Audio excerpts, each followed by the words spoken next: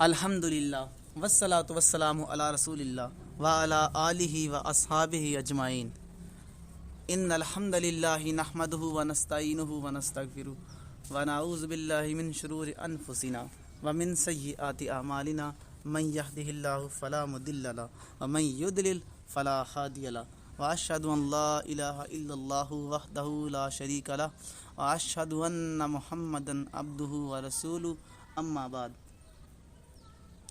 فاعوذ باللہ السمیع العلیم من الشیطان الرجیم من حمزہ ونفخہ ونفثہ بسم اللہ الرحمن الرحیم ان اللہ وملائکتہ یصلون علی النبی یا ایہا الذین آمنوا صلوا علیہ وسلموا تسلیما اللہم صلی علی محمد وعلی آل محمد وبارک وسلم وصلی علیہ اما بعد فإن خیر الحدیث کتاب اللہ وخیر الہدی ہدی محمد صلی اللہ علیہ وسلم وشر الامور محدثاتها وکل محدثۃ بدعہ وکل بدعۃ ضلالہ وکل ضلالۃ فی النار اما بعد فاعوذ باللہ السمیع العلیم من الشیطان الرجیم من حمزہ ونفخہ ونفثہ بسم اللہ الرحمن الرحیم والسابقون الاولون من المہاجرین والانصار والذین اتبعوہم بإحسان رضی اللہ عنہم ورضوا عنہ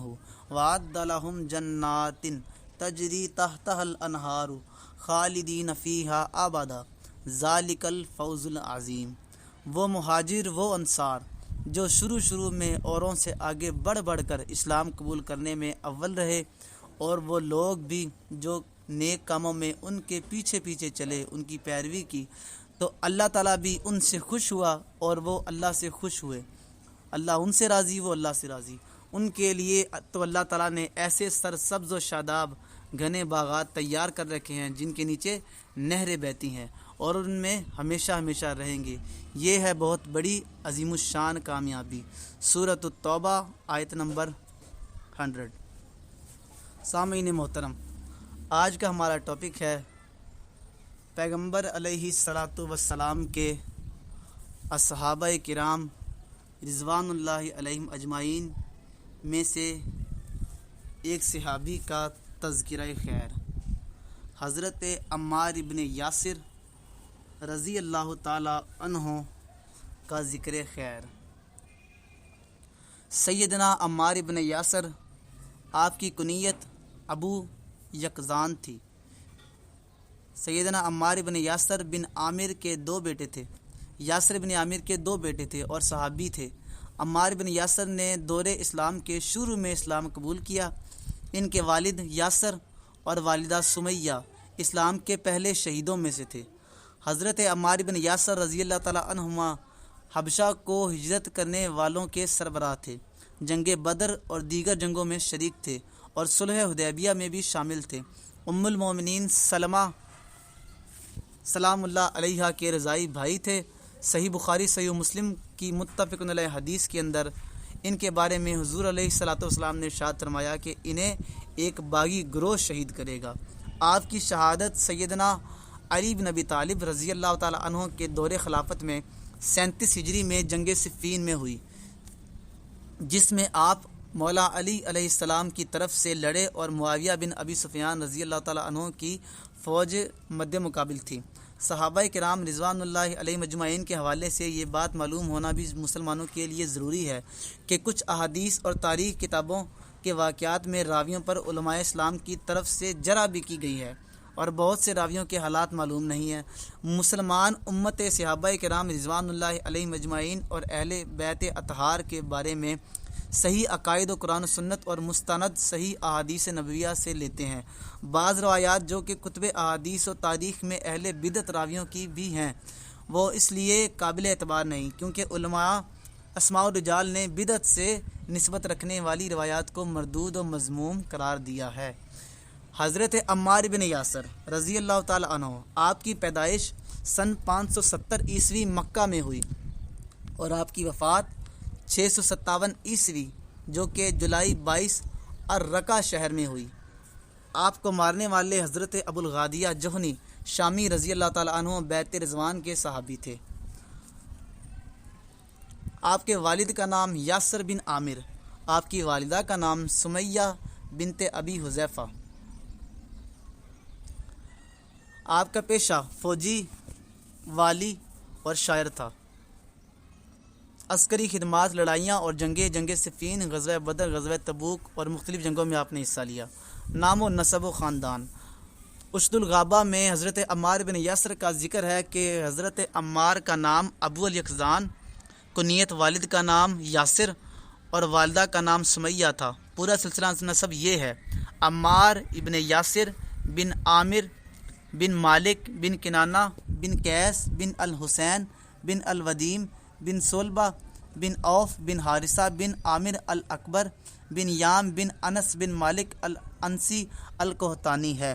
اور طبقات ابن سعد میں ایک روایت ہے کہ حضرت عمار بن یاسر کے والد حضرت یاسر قحطانی النسل تھے۔ یمن ان کا اصلی وطن تھا۔ اپنے ایک مفقود الخبر بھائی کی تلاش میں دوسرے دو بھائی حارث اور مالک کے ساتھ مکہ پہنچے۔ وہ دونوں واپس لوٹ گئے، لیکن انہوں نے یہیں طرح اقامت ڈال دی اور بنو مخزوم سے حلیفانہ تعلق پیدا کر کے ابو حذیفہ بن المغیرہ مخزومی کی ایک لونڈی سمیہ نام کی عورت سے شادی کر لی، جس سے حضرت عمار رضی اللہ تعالیٰ عنہ پیدا ہوئے۔ ابو حذیفہ نے حضرت عمار کو ان کے بچپن ہی میں آزاد کر کے تاحیات دونوں باپ بیٹے کو لطف و محبت سے اپنے ساتھ رکھا۔ اور مسند احمد کی ایک روایت میں ہے کہ حضرت ام المومنین سیدہ ام سلمہ رضی اللہ تعالیٰ عنہ بہت حیادار خاتون تھیں۔ ابتدا میں جب آپ علیہ الصلوۃ والسلام ان کے مکان پر تشریف لاتے تو ام سلمہ فرت غیرت سے اپنی شیر خوار بیٹی زینب بنت ابی سلمہ کو گود میں بٹھا لیتی۔ آپ یہ دیکھ کر واپس لوٹ جاتے۔ جب عمار بن یاسر کو، جو ام سلمہ کے رضاعی بھائی تھے، معلوم ہوا تو بہت ناراض ہوئے اور لڑکی کو چھین لے گئے۔ اور طبقات بن سعد میں ایک روایت ہے کہ ابو حذیفہ کی وفات کے بعد ہی اسلام کا غلغلہ بلند ہوا۔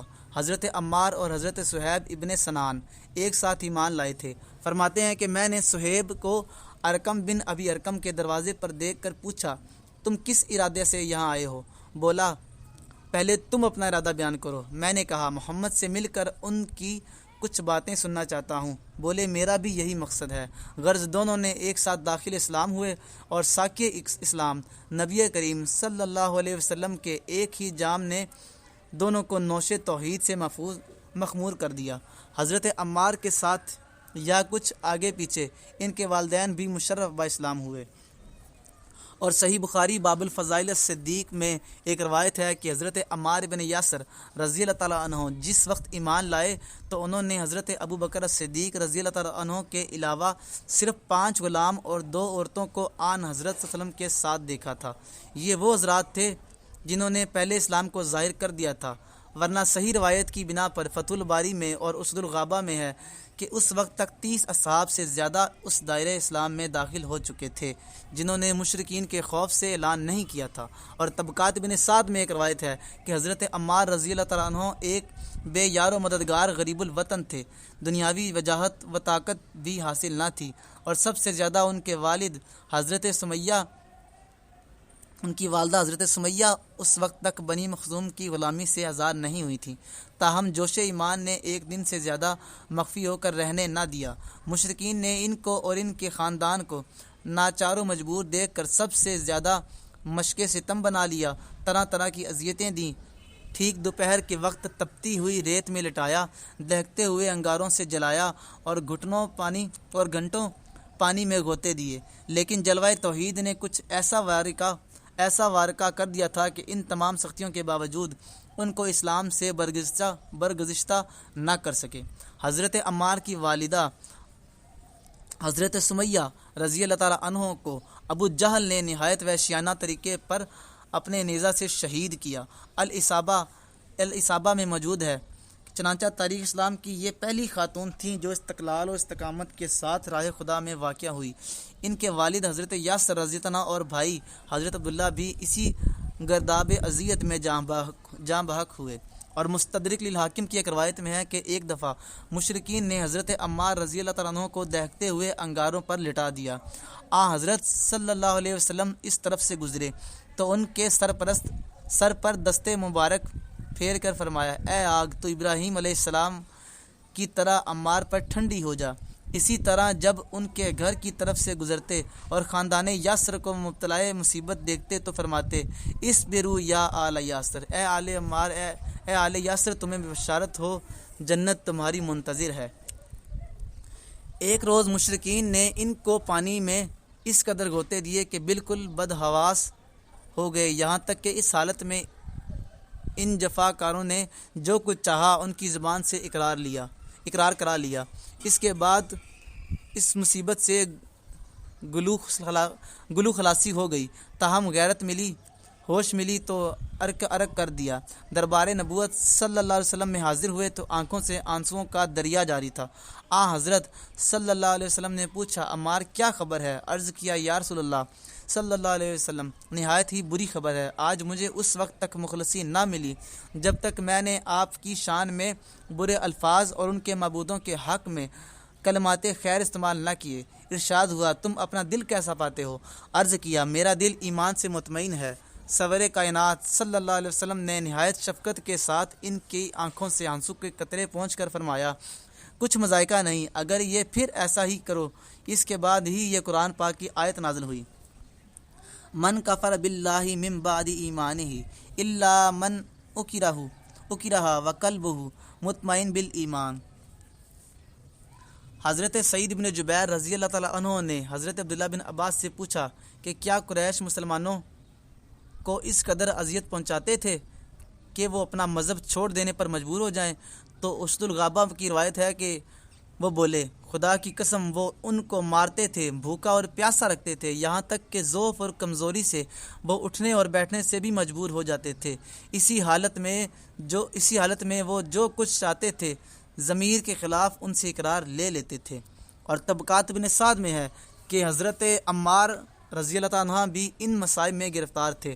انہوں نے راہ خدا میں صبر و استقامت کے ساتھ گو مصائب اور مظالم برداشت کیے، لیکن آئینہ دل سے توحید کا عکس زائل نہ ہوا۔ ضعیفی کے عالم میں جن لوگوں نے ان کی پیٹھ ننگی دیکھی تھی وہ بیان کرتے ہیں کہ اس وقت تک کثرت کے ساتھ سیاہ لکیریں تھیں، تپتی ہوئی ریت اور دہکتے ہوئے انگاروں کے داغ ان کی پیٹھ میں موجود تھے۔ طبقات بن سعد میں ہے کہ ان کے حبشہ کی ہجرت کے متعلق ارباب سیر میں اختلاف ہے۔ بعضوں کا خیال ہے کہ وہ دوسری ہجرت میں شریک تھے۔ مدینہ کی ہجرت کا عام حکم ہوا تو حضرت عمار نے بھی اس سرزمین امن کی راہ لی اور حضرت مبشر بن عبد المنذر رضی اللہ عنہ کے مہمان ہوئے۔ حضرت صلی اللہ علیہ وسلم کے یہاں حضرت حذیفہ بن یمان انصاری سے بھائی چارہ کرا دیا اور مستقل سکونت کے لیے ایک قطع زمین مرمت فرمائی۔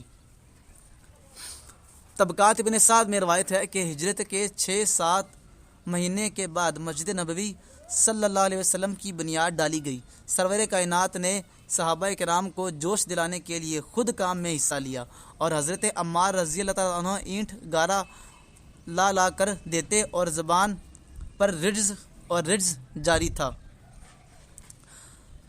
مستدرک للحاکم میں روایت ہے کہ حضرت ابو سعید خدری رضی اللہ تعالیٰ عنہ بیان کرتے ہیں ہم لوگ ایک اینٹ اٹھاتے تھے اور عمار 2 اینٹیں اٹھاتے تھے۔ ایک دفعہ حضرت صلی اللہ علیہ وسلم کی طرف سے گزرے تو آپ نے نہایت شفقت کے ساتھ ان کے سر سے غبار صاف کر کے فرمایا افسوس عمار، تمہیں باغی گروہ قتل کرے گا۔ یہ حدیث مستدرک الحاکم اور صحیح بخاری میں بھی موجود ہے، بخاری میں 447 اور صحیح مسلم میں 7322۔ ایک دفعہ طبقات میں صاحب کی روایت ہے کہ ایک دفعہ کسی نے ان کے سر پر اس قدر بوجھ لادا کہ لوگ چلا اٹھے آج عمار مر جائیں گے۔ وہ اس سے پہلے بھی تکلیف ما لا یطاق کی شکایت کر چکے تھے۔ حضرت صلی اللہ علیہ وسلم نے سنا تو کچھ اینٹیں اتار کر پھینک دیں اور فرمایا افسوس ابن سمیہ، تمہیں باغی گروہ قتل کرے گا۔ یہ طبقات ابن سعد کی روایت ہے۔ اور طبقات ابن سعد میں ایک اور روایت موجود ہے کہ غزوہ بدر سے غزوہ تبوک تک جس قدر اہم مارکہ پیش آئے سب میں وہ جام بازی شجاعت کے ساتھ حضرت خیر الانام علیہ السلام کے ہم رکاب رہے۔ عہد صدیقی کے اکثر خون ریزی جنگوں میں بھی خوب داد شجاعت دی۔ حضرت عبداللہ بن عمر رضی اللہ تعالیٰ عنہ فرماتے ہیں کہ یمامہ کی جنگ میں ان کا ایک کان شہید ہو گیا جو سامنے ہی زمین پر پھڑک رہا تھا، لیکن وہ بے پرواہی کے ساتھ حملے پر حملے کر رہے تھے اور جس طرف رخ کرتے تھے صفیں کی صفیں تہ و بالا کر دیتے تھے۔ ایک دفعہ مسلمانوں کے پاؤں پیچھے پڑنے لگے۔ انہوں نے ایک بلند چٹان پر کھڑے ہو کر للکارا، اے گروہ مسلمانوں، کیا جنت سے بھاگ رہے ہو؟ میں عمار ابن یاسر ہوں، آؤ میرے پاس آؤ۔ اس صدا نے سحر کا کام کیا اور جنت کے شیدائی یکا یک سنبھل کر ٹوٹ پڑے۔ خلیفہ ثالث کے عہد حکومت میں تمام ملک شورش و فتنہ پردازی کا آماجگاہ ہو گیا۔ 35 ہجری میں خلیفہ وقت نے اس شورش کے اصلی اسباب کی تحقیق و تفتیش کے لیے ایک تحقیقاتی کمیشن مرتب کیا۔ حضرت عمار بن یاسر بھی اس کے ایک رکن قرار پائے اور فتنہ پردازی کے اصل مرکز و صوبہ مصر کی طرف روانہ کیے گئے۔ حضرت عثمان غنی رضی اللہ تعالیٰ عنہ کی شہادت کے بعد خلافت کا بار گراں حضرت علی رضی اللہ تعالیٰ عنہ کے سر ڈالا گیا۔ حضرت عمار کو ان سے جو خاص انس و خلوص تھا، اس کے لحاظ سے تمام مہمات امور میں وہ ان کے دستے بازو ثابت ہوئے۔ حضرت عائشہ، حضرت زبیر اور حضرت طلحہ وغیرہ نے جب شہید خلیفہ کے قصاص کا مطالبہ کر کے جنگی تیاریوں کے لیے بصرہ کا رخ کیا تو خلیفہ چہارم مولا علی المرتضیٰ کے حکم سے وہ حضرت امام حسن کے ساتھ کوفہ کی طرف روانہ ہوئے کہ اہل کوفہ کو خلافت کے تحفظ و حمایت پر آمادہ کریں۔ حضرت عمار رضی اللہ عنہ کوفہ پہنچے تو حضرت ابو موسیٰ اشعری جامع مسجد میں ایک مجمع کے سامنے غیر جانبداری کا واضح بیان فرما رہے تھے۔ حضرت امام حسن رضی اللہ عنہ نے ان سے فرمایا، تم ابھی ہماری مسجد سے نکل جاؤ، اور ممبر پر کھڑے ہو کر ایک نہایت پرجوش تقریر کی۔ اخبار الاطوال میں موجود ہے کہ حضرت عمار بھی ان کے ساتھ ممبر پر چڑھ گئے اور تقریر کرتے ہوئے فرمایا، صاحبو، بے شک میں جانتا ہوں کہ عائشہ دنیا اور آخرت میں حضرت سرور کائنات صلی اللہ علیہ وسلم کی حرم محترم ہے، لیکن اس وقت خدا تمہاری آزمائش کر رہا ہے، تم اس کی فرما برداری کرتے ہو یا عائشہ کا ساتھ دیتے ہو۔ یہ روایت مسند احمد میں بھی موجود ہے اور صحیح بخاری میں بھی موجود ہے۔ اور اخبار الاطوار میں ایک اور روایت موجود ہے کہ حضرت حجر بن عدی رضی اللہ تعالیٰ عنہ نے حضرت عمار کی تائید کی اور دوسرے روز صبح کے وقت تقریباً 9,500 جانباز سپاہیوں کے ایک فوج گراں حضرت عمار کے ساتھ ہو گئی۔ جنگ جمل ماہ جمادی الاخری 36 ہجری میں دونوں طرف کی فوجیں مقام ذی قارین میں مجتمع ہوئیں۔ حضرت زبیر کو جب معلوم ہوا کہ حضرت عمار بھی حضرت علی کے ساتھ ہیں تو انہیں نظر آنے لگا کہ وہ غلطی پر ہیں، کیونکہ رسول اللہ صلی اللہ علیہ وسلم نے ارشاد فرمایا تھا، صحیح بخاری اور صحیح مسلم، کہ حق عمار کے ساتھ ہیں اور وہ باغی گروہ ان کو قتل کرے گا۔ اس کے ساتھ ہی حضرت علی نے ایک ایسی بات یاد دلائی کہ وہ اس وقت اس خانہ جنگی سے کنارہ کش ہو گئے۔ جمعرات کے روز جنگ شروع ہوئی۔ حضرت عمار میسرہ پر متعین تھے، چونکہ انہیں یقین تھا کہ وہ حق کا ساتھ دے رہے ہیں۔ اخبار الاطوال میں موجود ہے کہ اس لیے غیر معمولی جوش سے لڑے یہاں تک کہ حامیان خلافت کی فتح پر اس افسوسناک جنگ کا خاتمہ ہوا۔ جنگ صفین طبقات ابن سعد میں موجود ہے کہ سیدنا علی بن ابی طالب کرم اللہ وجہ الکریم کی خالص مذہبی سلطنت کو زمانہ برداشت نہ کر سکا۔ آپ کے خلاف بنی امیہ اور بہت سے وہ لوگ کھڑے ہو گئے جنہیں آپ کی مذہبی حکومت میں اپنے اقتدار کے زائل ہونے کا خطرہ تھا۔ آپ نے ان سب سے مقابلہ کرنا اپنا فرض سمجھا۔ جمل، صفین اور نہروان کی خون ریزی لڑائی ہوئی۔ جنگ صفین جولائی 657 عیسوی میں مسلمانوں کے خلیفہ علی بن ابی طالب اور شام کے باغی گورنر حضرت معاویہ بن ابی سفیان رضی اللہ تعالیٰ عنہ کے درمیان میں ہوئی تھی۔ یہ جنگ دریائے فرات کے کنارے اس علاقے میں ہوئی جو اب ملک شام میں شامل ہے۔ اس جنگ میں شامی فوج کے 45,000 اور خلیفہ کی فوج کے 25,000 افراد مارے گئے، جن میں سے بیشتر اصحاب رسول تھے۔ اس جنگ کے پیشن گوئی حضرت محمد صلی اللہ علیہ وسلم نے کی تھی۔ حضرت عمار رعد کی طرح گرجتے ہوئے جس طرف گھس جاتے، صفیں کی صفیں درہم برہم کر دیتے۔ ایک دفعہ اثناء جنگ میں حضرت امیر معاویہ کے علمدار حضرت عمرو بن العاص رضی اللہ عنہ پر نظر پڑی تو بولے، میں اسی علمدار سے 3 دفعہ رسول خدا صلی اللہ علیہ وسلم کی معیت میں لڑ چکا ہوں۔ اب یہ چوتھی مرتبہ ہے کہ خدا کی قسم اگر وہ ہم کو شکست دیتے ہوئے مقام ہجر تک بھی پسپا کر دیں، جب بھی میں یہی سمجھوں گا کہ ہم لوگ حق پر ہیں اور وہ غلطی پر ہیں۔ شہادت طبقات ابن سعد میں موجود ہے کہ ایک روز شام کے وقت جب آفتاب غروب ہو رہا تھا اور جنگ پورے زور کے ساتھ جاری تھی، حضرت عمار رضی اللہ تعالیٰ عنہ دودھ کے چند گھونٹ حلق سے فرو کر کے بولے، رسول خدا صلی اللہ علیہ وسلم نے مجھ سے فرمایا تھا کہ دودھ کا یہ گھونٹ تیرے لیے دنیا کا آخری توشہ ہے، اور کہتے ہوئے غنیم کی صف میں گھس گئے کہ آج میں اپنے دوستوں سے ملوں گا، آج میں محمد صلی اللہ علیہ وسلم اور ان کے گروہ سے ملوں گا۔ طبقات ابن سعد میں موجود ہے کہ کچھ ایسے عزم و استقلال سے حملہ آور ہوئے تھے کہ جس طرف نکل گئے پرے کا پر صاف ہو گیا، اور جس پر وار کیا ڈھیر ہو کر رہ گیا۔ واقف کار مسلمان ان پر ہاتھ اٹھانے سے پہلو بچاتے تھے، لیکن اسی حالت میں ابن الغادیہ کے نیزہ نے ان کو مجروح کر کے زمین پر گرا دیا، اور ایک دوسرے شامی نے بڑھ کر سر تن سے جدا کر دیا۔ یہ دونوں قاتل جھگڑتے ہوئے امیر معاویہ رضی اللہ تعالیٰ عنہ کی دربار میں پہنچے، کیونکہ ان میں کا ہر ایک اس کارنامہ کو اپنی طرف منسوب کرتا تھا۔ حضرت عمر بن العاص رضی اللہ تعالیٰ عنہ حاضر دربار تھے۔ انہوں نے کہا، خدا کی قسم یہ دونوں جہنم کے لیے جھگڑ رہے ہیں۔ امیر معاویہ نے برہم ہو کر کہا، عمر تمہاری یہ کیا حالت ہے؟ جو لوگ ہمارے لیے اپنی جانیں قربان کر رہے ہیں ان کو ایسا کہتے ہو؟ بولے، خدا کی قسم ایسا ہی ہے، کاش آج سے 20 برس پہلے مجھے موت آ گئی ہوتی۔ یہ روایت مستدرک الحاکم میں موجود ہے کہ حضرت عمر بن العاص رضی اللہ تعالیٰ عنہ کو حضرت عمار بن یاسر کی شہادت سے سخت پریشانی لاحق ہوئی اور اس جنگ سے کنارہ کش ہونے کے لیے تیار ہو گئے، لیکن حضرت امیر معاویہ نے یہ کہہ کر تسلی دی کہ عمار کے قاتل ہم نہیں بلکہ وہ جماعت ہے جو ان کو میدان جنگ میں لائی ہے۔ حضرت طبقات ابن سعد میں موجود ہے کہ حضرت عمار رضی اللہ تعالیٰ عنہ کی شہادت سے در حقیقت حق و ناحق کا فیصلہ ہو گیا۔ حضرت خزیمہ بن ثابت جنگ جمل اور معرکہ صفین میں شریک تھے، لیکن اس وقت تک کسی طرف سے اپنی تلوار بے نیام نہیں کی تھی۔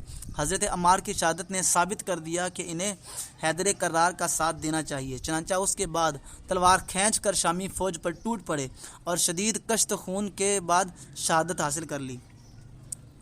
اور امام ابن عبد البر نے الاستیاب فی معرفت الصحاب میں نقل کیا ہے کہ آپ کی شہادت جنگ صفین میں ہوئی، جس میں آپ علی بن ابی طالب کی طرف سے شریک تھے۔ یہ 9 صفر 37 ہجری تھی اور ان کی عمر اس وقت 93 برس تھی۔ بعض نے 91 اور بعض نے 92 ذکر کیا ہے۔ ابن سعد طبقات الکبریٰ میں بیان کرتے ہیں کہ عمار بن یاسر رضی اللہ تعالیٰ عنہ کی عمار بن یاسر بن عامر کی شہادت کے بعد علی بن ابی طالب نے آپ کی نماز جنازہ پڑھائی۔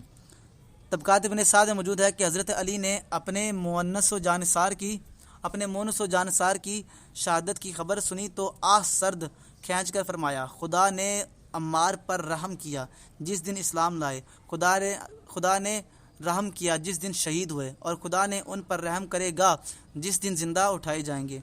میں نے ان کو اس وقت رسول اللہ صلی اللہ علیہ وسلم کے ساتھ دیکھا تھا جب کہ وہ صرف 4 یا 5 صحابہ کو اعلان ایمان کی توفیق عطا ہوئی تھی۔ قدیم صحابہ میں سے کوئی بھی ان کی مغفرت میں شک نہیں کر سکتا۔ عمار اور حق لازم و ملزوم تھے، اس لیے ان کا قاتل یقیناً جہنمی ہوگا۔ اس کے بعد تجہیز و تکفین کا حکم دیا گیا ہے، اور سلسلہ احادیث سیاح میں موجود ہے کہ عمار کا قاتل اور مال لوٹنے والا جہنم کی آگ میں ہے۔ طبقات ابن سعد میں موجود ہے کہ حضرت عمار بن یاسر رضی اللہ عنہ کا معدن اخلاق گراں مایا جواہر سے لبریز تھا۔ جفا کشی، استقامت، استقلال اور حقانیت کے واقعات پہلے گزر چکے ہیں۔ ورع و تقوی کے باعث سکوت، کم سخنی ان کا خاص شعار تھا۔ فتنہ فساد سے ہمیشہ پناہ مانگا کرتے تھے، لیکن خدا نے سب سے بڑے فتنے میں ان کا امتحان لیا اور کامیابی کے ساتھ حق کا طرفدار بنا دیا۔ مسند احمد کی روایت میں ہے کہ سادگی، تواضع اور خاکساری کا یہ حال تھا کہ فرش خاک ان کے لیے سب سے زیادہ راحت بخش بستر تھا۔ غزوہ ذات العشیرہ کے موقع پر بنی مدلج کے چند آدمی ایک نخلستان سے نہر نکال رہے تھے۔ حضرت علی رضی اللہ عنہ نے ان سے فرمایا، ابو الیقظان، چلو دیکھیں یہ لوگ کیا کر رہے ہیں۔ غرض وہاں پہنچ کر گھنٹوں تماشا دیکھتے رہے، یہاں تک کہ نیند کا غلبہ ہوا اور دونوں اسی جگہ ایک درخت کے نیچے فرش خاک پر بے تکلفی کے ساتھ سو رہے۔ طبقات ابن سعد میں ہے کہ آپ کا حلیہ یہ تھا کہ قد بلند و بالا، نرگس آنکھیں، سینہ چوڑا اور بدن خوب بھرا ہوا تھا۔ شہادت کے وقت گو ان کی عمر 90-91 برس کے قریب تھی، تاہم بظاہر پیری کے آثار بہت کم طاری ہوئے تھے، اور مشکات کی حدیث نمبر 6256 میں موجود ہے اور اس کی سند صحیح ہے۔ حضرت خالد بن ولید رضی اللہ تعالیٰ عنہ بیان کرتے ہیں، میرے اور عمار بن یاسر کے درمیان کسی معاملے میں مکالمہ ہو گیا تو میں نے ان سے سخت لہجے میں بات کی تو عمار رضی اللہ تعالیٰ عنہ رسول اللہ صلی اللہ علیہ وسلم سے میری شکایت لگانے چلے گئے۔ خالد آئے تو عمار نبی کریم صلی اللہ علیہ وسلم سے خالد کی شکایت کر رہے تھے۔ راوی بیان کرتے ہیں کہ خالد ان سے سخت لہجے میں بات کرنے لگا اور اس سختی میں اضافہ ہوتا چلا گیا، جبکہ نبی کریم صلی اللہ علیہ وسلم خاموش ہیں، کوئی بات نہیں کر رہے۔ اس پر عمار رو پڑے اور عرض کی، اللہ کے رسول، آپ انہیں دیکھ نہیں رہے؟ نبی کریم صلی اللہ علیہ وسلم نے اپنا سر مبارک اٹھا کر فرمایا، جس نے عمار سے عداوت رکھی اللہ اس سے عداوت رکھے گا، اور جو شخص عمار سے بغض رکھے گا تو اللہ تعالیٰ اس سے بغض رکھے گا۔ خالد بیان کرتے ہیں، میں وہاں سے نکلا تو عمار کی رضامندی کے سوا مجھے کوئی چیز زیادہ محبوب نہیں تھی۔ میں نے انہیں راضی کرنے کی کوشش کی، حتیٰ کہ میں نے انہیں راضی کر دیا۔ یہ حدیث مشکات میں موجود ہے اور احمد میں موجود ہے اور حاکم موجود ہے، اس کی سند صحیح ہے۔ اور اگلی حدیث صحیح بخاری صحیح مسلم کی متفق علیہ حدیث ہے، بخاری میں 2812-447 اور صحیح مسلم میں 7322۔ حضرت ام سلمہ رضی اللہ تعالیٰ عنہ سے روایت ہے کہ رسول اللہ صلی اللہ علیہ وسلم نے حضرت عمار بن یاسر سے فرمایا، تمہیں باغی گروہ قتل کرے گا۔ اور صحیح بخاری کی ایک حدیث 3742 میں ہے، حضرت ابو درداء رضی اللہ تعالیٰ عنہ سے روایت ہے کہ نبی کریم صلی اللہ علیہ وسلم نے ارشاد فرمایا، عمار کی زبان کو اللہ نے شیطان سے محفوظ کر دیا ہے۔ رواہ النسائی حدیث نمبر 5010۔ فضائل صحابہ امام احمد بن حنبل کی اسناد صحیح حدیث نمبر 1603۔ نبی اکرم صلی اللہ علیہ وسلم نے ایک صحابی کی روایت ہے کہ نبی کریم صلی اللہ علیہ وسلم نے ارشاد فرمایا، عمار اپنی ایڑیوں سے لے کر سر کے بالوں تک لبالب بھرا ہوا ہے ایمان سے۔ اور اگلی حدیث بھی سنن نسائی سے ہے، 3805، اس کی سند بھی صحیح ہے۔ حضرت عبداللہ بن مسعود رضی اللہ تعالیٰ عنہ سے روایت ہے کہ نبی اکرم صلی اللہ علیہ وسلم نے ارشاد فرمایا کہ تم ان دونوں کی پیروی کرو جو میرے اصحاب میں سے میرے بعد ہوں گے، یعنی ابو بکر اور عمر، اور عمار کی روش پر چلو اور ابن مسعود کی وصیت عہد کو مضبوطی سے تھامے رہو۔ تو یہ تھا ہمارا آج کا حضرت تذکرہ خیر، حضرت عمار ابن یاسر ابن عامر رضی اللہ تعالیٰ عنہ۔ دعا ہے کہ اللہ تعالیٰ ہمیں اصحابہ کرام اور اہل بیت اجمعین رضوان اللہ علیہم اجمعین اور علیہم السلام کے قدموں سے اٹھائے اور ان کے قدموں پر چلنے کی توفیق عطا فرمائے، اور قیامت کے دن ہمیں ان کا پڑوس نصیب فرمائے۔ سبحان ربک رب العزت عما یصفون وسلام علی المرسلین والحمد للہ رب العالمین وعلی آلہ واصحابہ اجمعین۔